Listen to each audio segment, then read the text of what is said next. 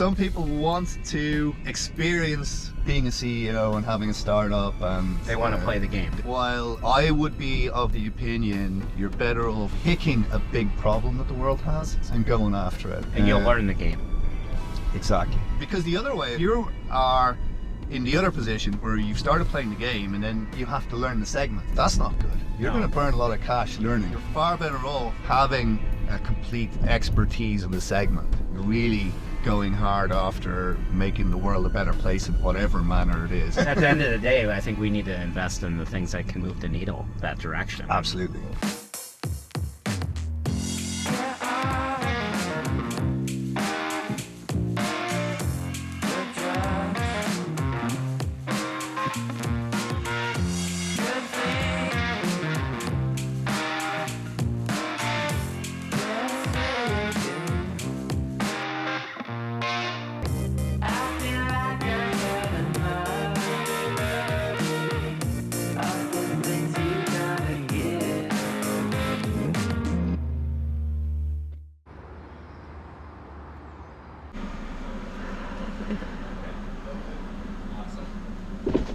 Well, thanks and welcome to the show. Yeah, no worries. Thank you. Thanks for having me. Well, let's start from the top. Sure. Tell me about Silent Push.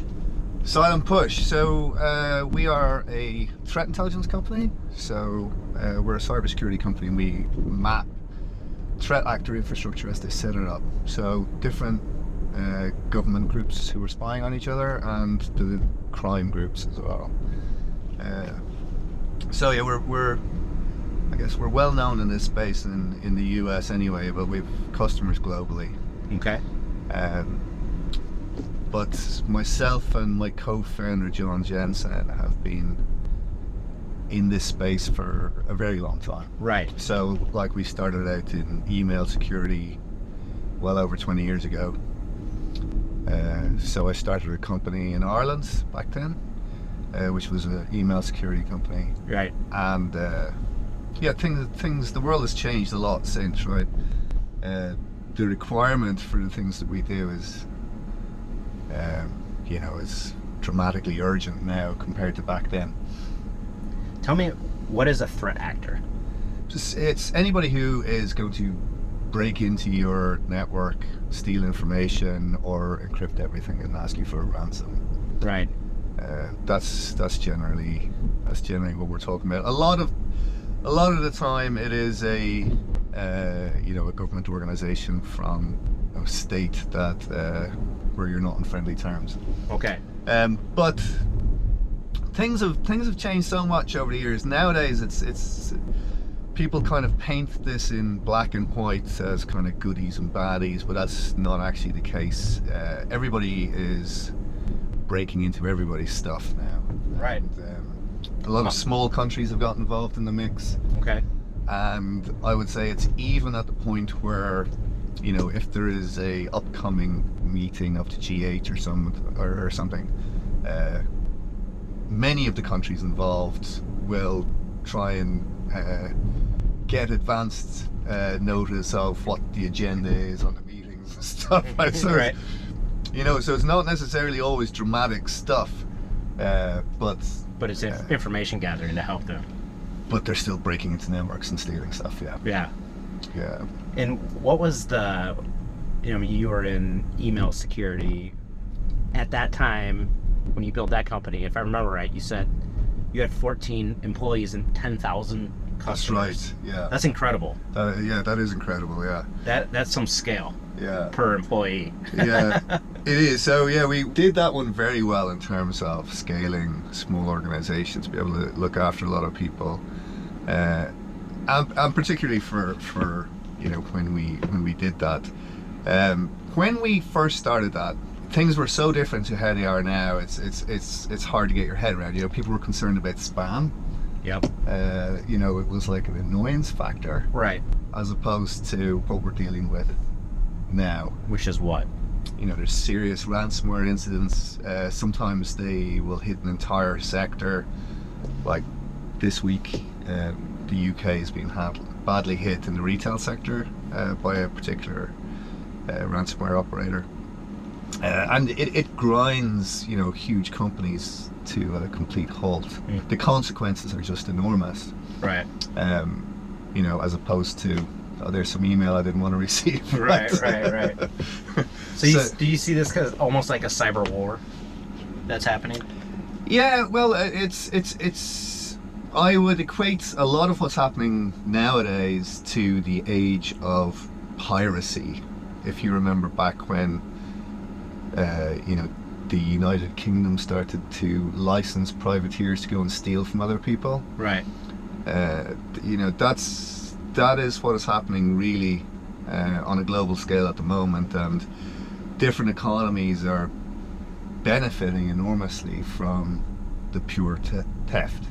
And because everything is transnational, you can decide to turn a blind eye to crimes that happen in non-friendly nations, and that kind of allows this to perpetuate. There's a huge crime group that we track called Triad Nexus, which is the Chinese triads, but they have giant cybercrime infrastructure, and they run 7 different crimes from it, including money laundering as a service for other criminal networks. That brings enormous amounts of money into the participating countries in Southeast Asia. So even those like Chinese triads, they operate out of Myanmar and Cambodia, and they have some offices in the Philippines. The scale of these things is just dramatic. Like, those guys have about 1.4 million live host names at any given time. It's huge infrastructure spread across lots of cloud service providers. And the amount of money that's moving is hard to get your finger on. 40% of the GDP of Cambodia is said to be from the fraud farms that these guys are operating. That's incredible. Yeah, so if you can imagine that is leaking out of this economy. So other countries are like highly aware of the hole in the bucket. Yep. And actively try to block it on a national scale. So countries like Singapore are very savvy about this type of thing. They really take a lot of action. Other countries are not so savvy on a national level. Right. And what's the solution then? And how are you guys tackling this? Yeah, so we focus on we've always focused, even back in email days, on trying to be as close to the threat actor as possible. So we try and monitor what they set up each day. So obviously, because we're a commercial organization, we share that with customers and customers who are affected. We will share that with law enforcement if it's part of a coordinated collaboration platform. So, the World Economic Forum hosts a thing called Atlas, which is a collaboration across Interpol and a lot of different companies, because each of us has a part of the picture, so to speak. So we can see people managing their infrastructure and setting it up every day. Someone else can see where the payments go, right? And then Interpol, for example, has the law enforcement relationships in all the different areas to actually take an action, right? Right. So before Christmas last year, there was a thing called Operation Serengeti, where there was over 1,000 arrests in Africa using Afripol. 1,000 arrests. Yeah. Wow. Yeah. Which is just tiny, actually. Really? It sounds big, but it's the scale of crime that we look at is almost too big to think about. Maybe this is a stupid question, but how do you get your information? What are you guys doing to collect that information? Yeah, so that's a pretty dramatic story. So we monitor all changing technical relationships on the internet every day. So, I don't want to bore you with details. Maybe give me an analogy. The internet sits on something that's very important called DNS. Which is just the relationships between domain names and IP addresses. So we always start from there, but then we fingerprint all infrastructure that we find. But basically, we're looking for the behaviors left over from people's automation. and we cluster that into who it is. So we actually see everything. It's not just crime, but it's crime and nation-state threat actors are what we're focused on. And once we have their management habits, we will just monitor them all the time. That sounds like an incredible amount of information. It is crazy. It is absolutely crazy. Yeah. I mean, this platform took us 3 years to build. Right. It is huge. So before this, the email security company we had was acquired by FireEye. We were then FireEye Email Security, and then I was VP of all products. So we were trying to make detection information for all products without having this global view of the internet, because it didn't really exist. Right. So we were trying to do it from, we had a huge amount of customers, and you're trying to put this information together from the traffic that you see. Right. So kind of in a vacuum. Yeah, you can see the global view. Exactly. So you could see kind of a portion, and you could see anything that was relevant to your customers, but you didn't have this global view. So we really wanted to create a global view, which was a huge task, but well worth doing, because we're having a dramatic effect everywhere we are. So that's interesting. You see this a lot more on the hardware side, where companies have to spend years developing their product before they can go to market. What was your go-to-market strategy? Like, why you were building that product? I forgot you were very business focused. Yeah. Yes, we need to get it back there. We're transitioning. We're transitioning there. Smoothly, if I hadn't said anything. So we were very aware of needing to have design partners, and we already had very firm relationships with many of the world's largest enterprises from our previous experience. We already had a very good reputation for being able to detect what other people couldn't, because when we arrived with our email detection stuff in FireEye, we got phone calls from dramatically larger customers than we were used to dealing with from the previous company, to come and visit them, because they were trying to work out how the hell can you suddenly see this type of thing, right? Right. So we've always been heavy on the innovation side for detecting threat actors, and always trying to move through the infrastructure towards them, which other people didn't do. Right. Ever. So we had a good reputation with the people who mattered. So we were able to hit everybody for advice and opinions and what they'd like to see, and throw some of that to the side as well, because we knew that they didn't know what we knew. Right. So you've got to focus on their desired outcome all the time, while you think about the actual innovation required to get them to that outcome, right? But it's very good to have them continually bringing you back to the outcome required, right? Right. Because particularly for people who are like on the heavy tech side of tech, and we are, if we ever spoke to you in the terminology that we use ourselves, you would be so bored. A few acronyms in there. You could actually die of boredom if we got into it. So to focus on their business outcomes and how they actually operate to make sure that we deliver what they require. It was great to always have those people we could hit up. In huge companies. Right. So having the other company had the network of potential clients already, and you're already leveraging what they needed, the outcomes they needed, understanding what they needed to really invest for 3 years. Did you guys self-fund that? 3 years of investment into the product? Oh, well, we had investors from the previous little company we had were all keen to throw in, as early investors. Okay. On a safe note while we built something. And then once we had something built and provable and stuff, we went and got VC funding from 1011, who's very much a specialist in cybersecurity. Yep. So that was a kind of a different experience for us. I remember speaking last time we talked, I think you said you had a very specific product development or product strategy that you guys used Is that true?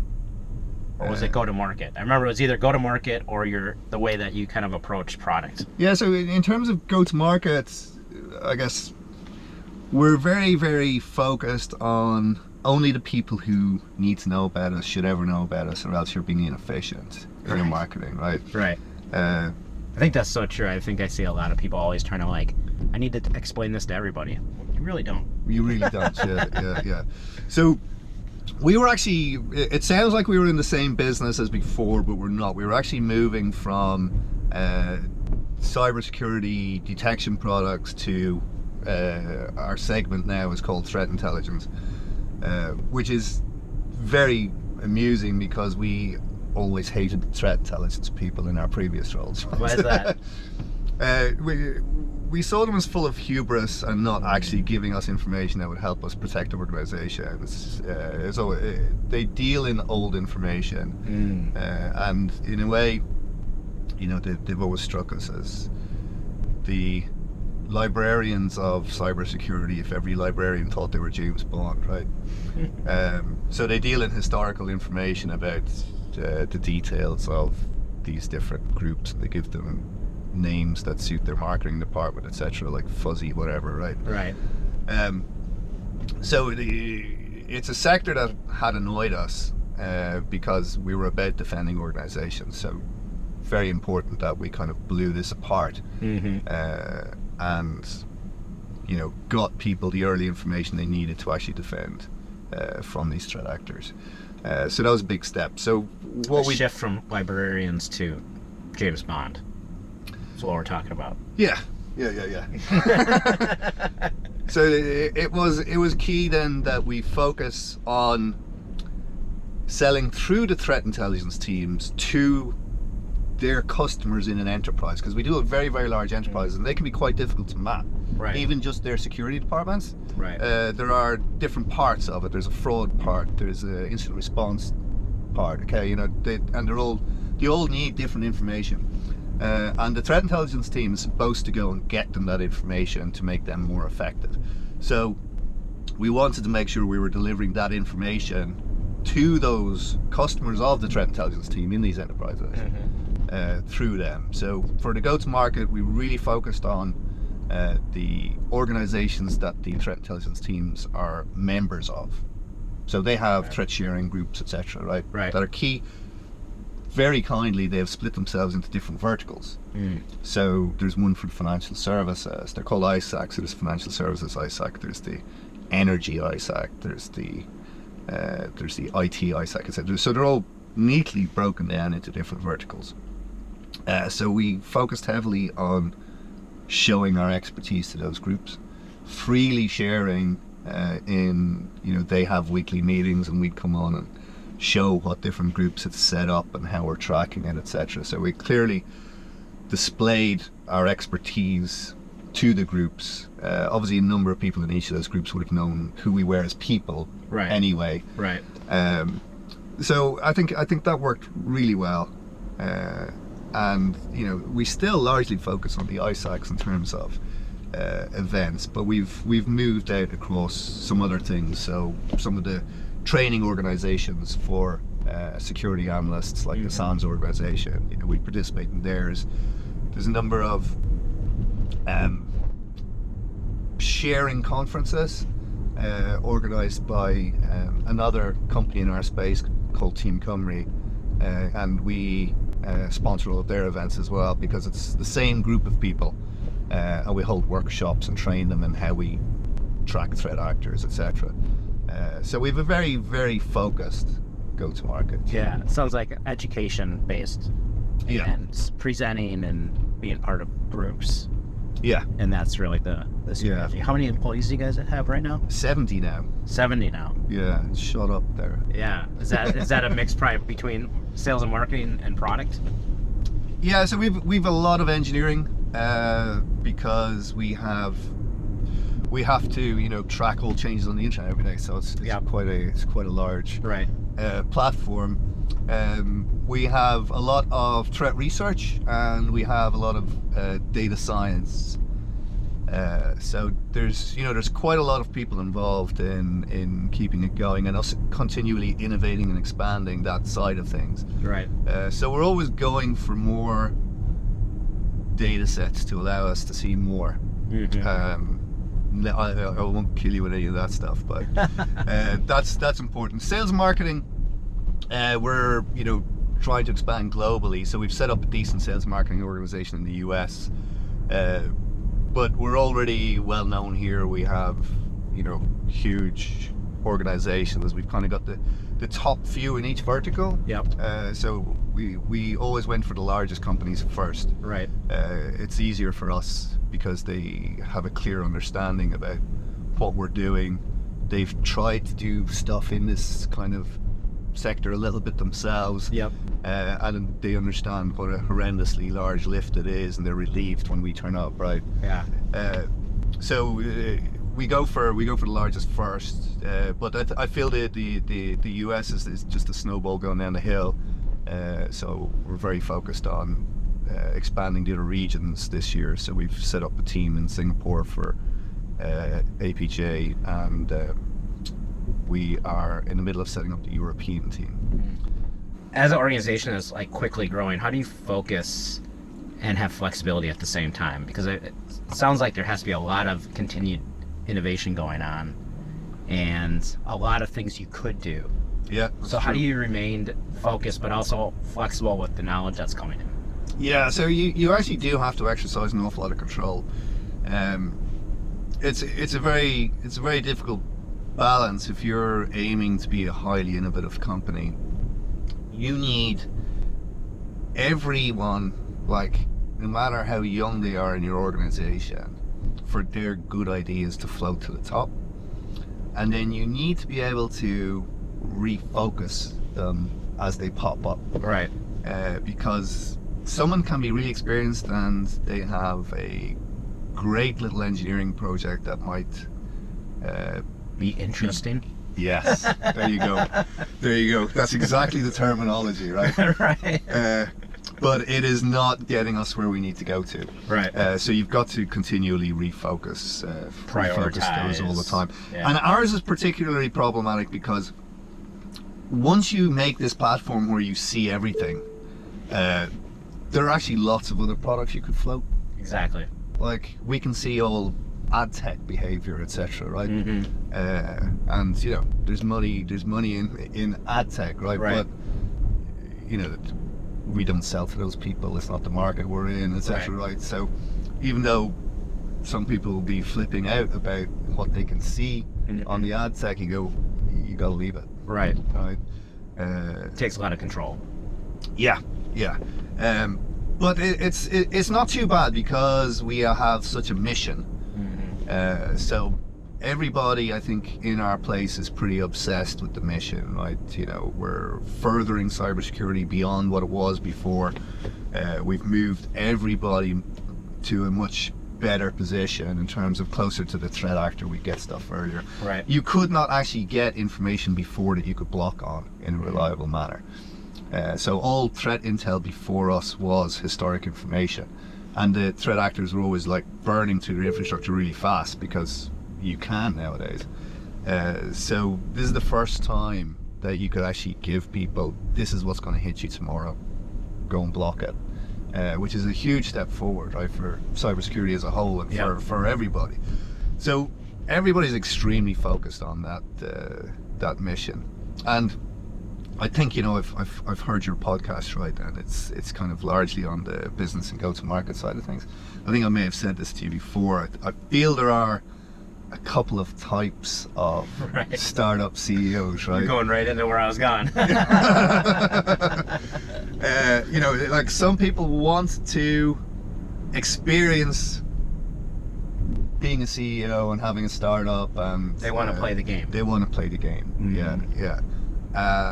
While I would be of the opinion you're better off picking a big problem that the world has, Yes. and going after it. Right. And you'll learn the game. Exactly. Yeah. Because the other way is actually problematic as well, in that if you are in the other position where you've started playing the game and then you have to learn the segment, That's not good. You're No. going to burn a lot of cash learning, right? 100%. You know, I think you're far better off having a complete expertise in the segment and really going hard after, you know, making the world a better place in whatever manner it is, and Right. not in the bullshitty Facebook way of making the world a better place kind of, you know, talk. But at the end of the day, I think we need to invest in the things that can move the needle that direction. Absolutely.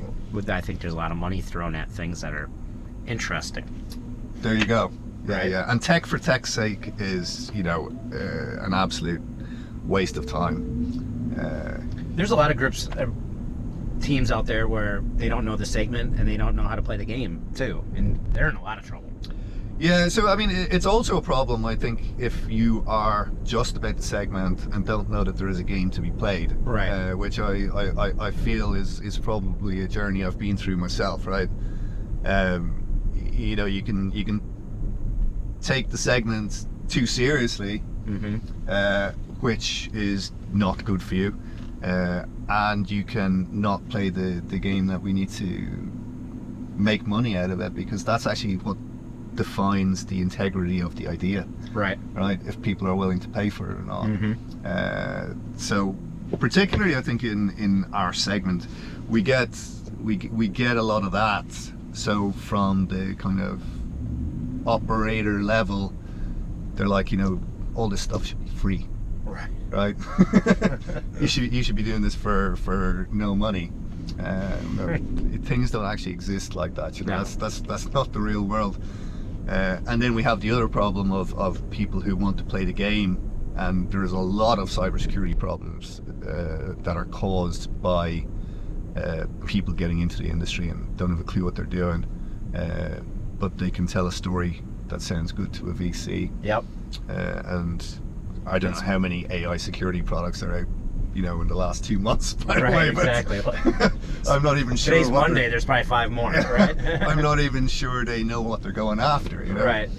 But they've put the two words together, and they're going to get funding. God damn it! Right. And it's bad for everybody. It's bad for everybody, for sure. You know, and it adds to confusion. Yep. And then everybody who is focused gets lost in the noise. You put together a really solid board this time around. Like, how did you go about doing that? And like, what is it that you're looking for?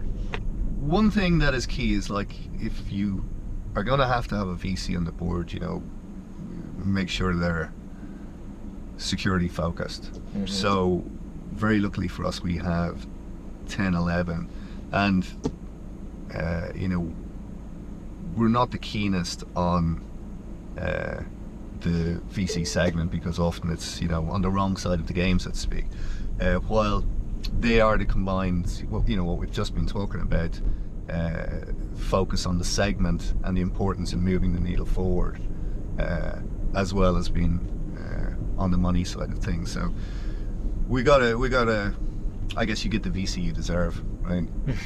in a way, right? It's like politicians, right? Right.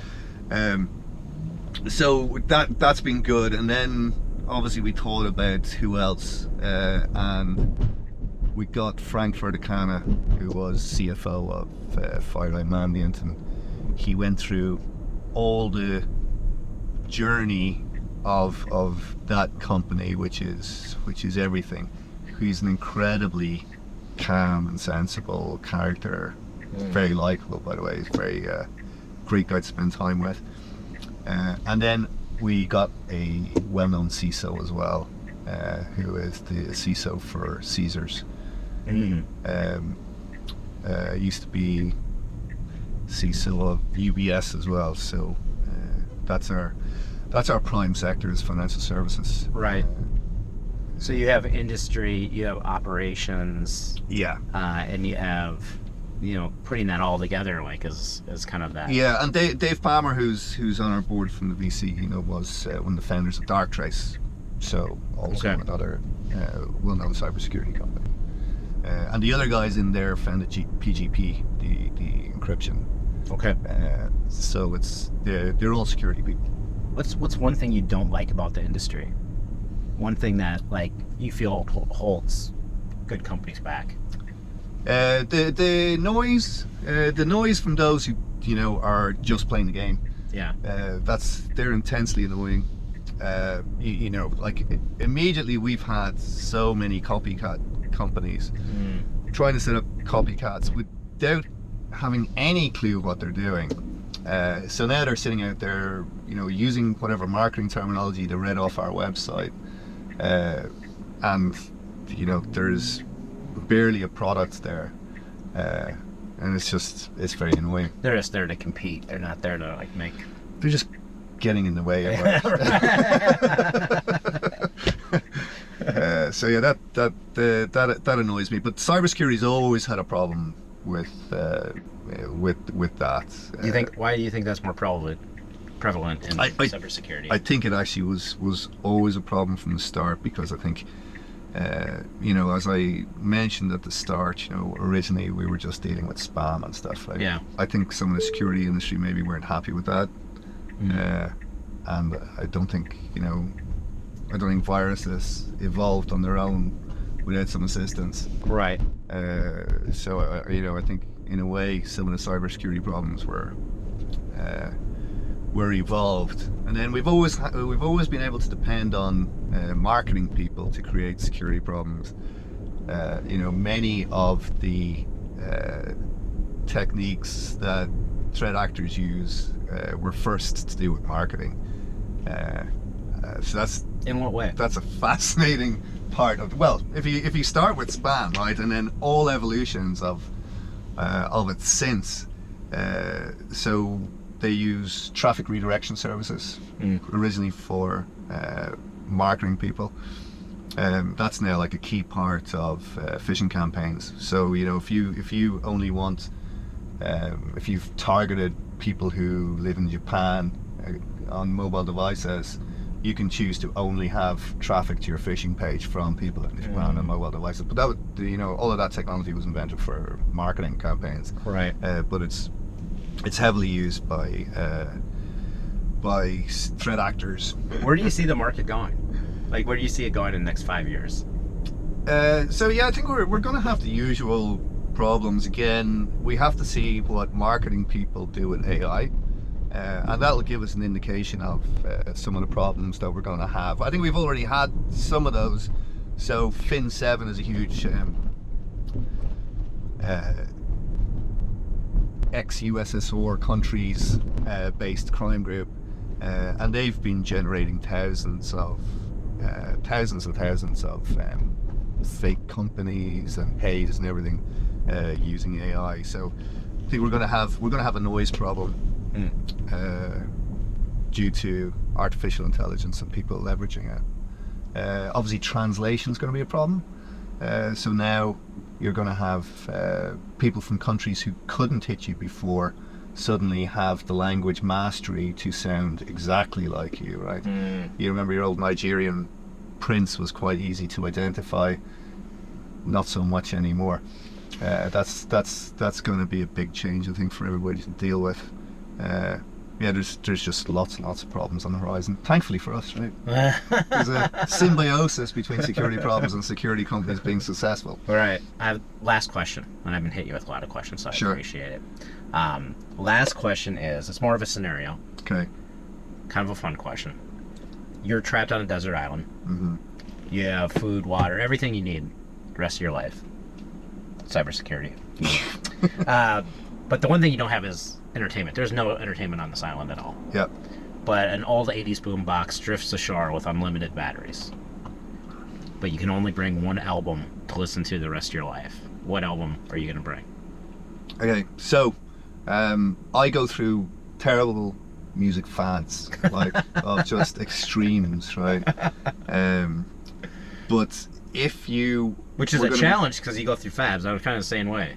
I go through fads. So you got to find something that is the underlying rock that you could depend on, right, as you would be going through fads. I think you'd have to go back to something solid like Pink Floyd, Dark Side of the Moon. That's a good album. Yeah. That's a good album. Or The Wall. I actually like The Wall. The Wall's good. A little depressing. Yeah, sure. Sure. I'm not always the cheeriest guy.